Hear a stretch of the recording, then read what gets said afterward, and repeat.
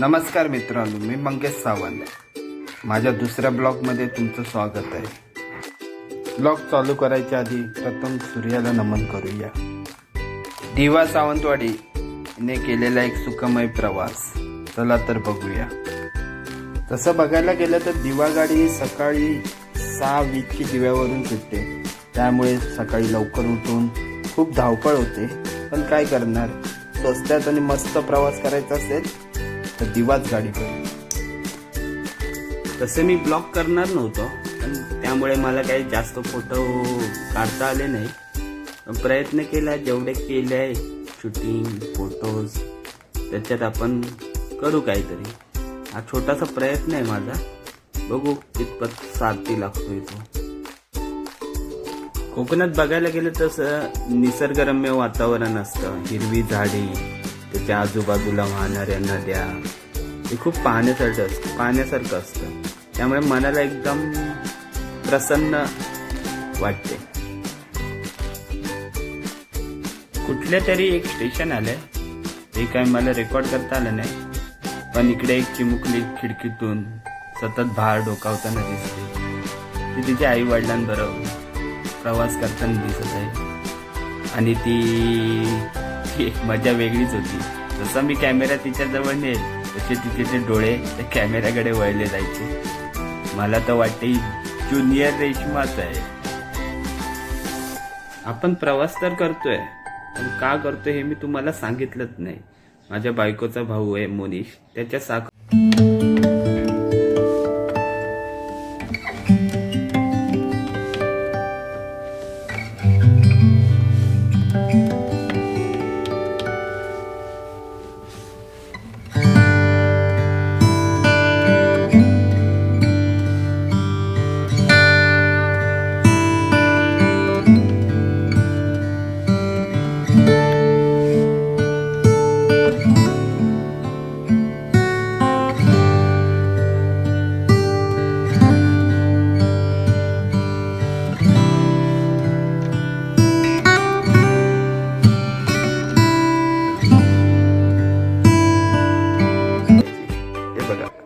शेवटी आम्ही पोचलो आंबडस या गावी.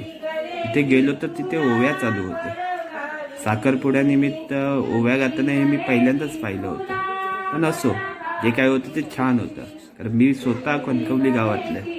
आमच्या इथे अशी प्रथा नाही, असते काही काही जणांच्या गावी वेगवेगळी प्रथा, पण ते ऐकायला खूप छान वाटत होतं. असो, आता तुम्हाला वाटत असेल मी खूप तुम्हाला पकवलं, पकवत बिकवत काही नाही. आता तुम्ही ओव्यांचा आनंद घ्या. आपण भेटू पुढच्या ब्लॉगमध्ये. आणि हा माझा चॅनल सबस्क्राईब, लाईक, शेअर नाही केला तरी चालेल. मी एक टाइमपास म्हणून असं बनवत असतो. यातून आपला एक विरंगुळा म्हणून करत असतो मी काहीतरी. बघू आता तुम्ही ओव्या ऐका. धन्यवाद. भेटू आपण पुन्हा.